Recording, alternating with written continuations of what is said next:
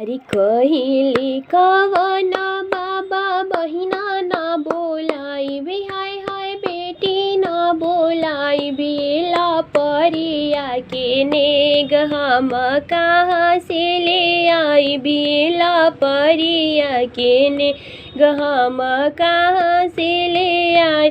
अरे कहिले कवन बाबू फुआ हम बोलाई बे, हाय हाय दीदी हम बोला बेला परिया के ने गए अपना नाना से दियवाई बेला परिया के ने गए अपना नाना से दियवाई। कहिले कवन पापा बहिना न बोलाई बे, हाय हाय बेटी न बोला बेला परिया के ने हम कहाँ से ले आई बेला परिया के ने हम कहाँ से ले आई।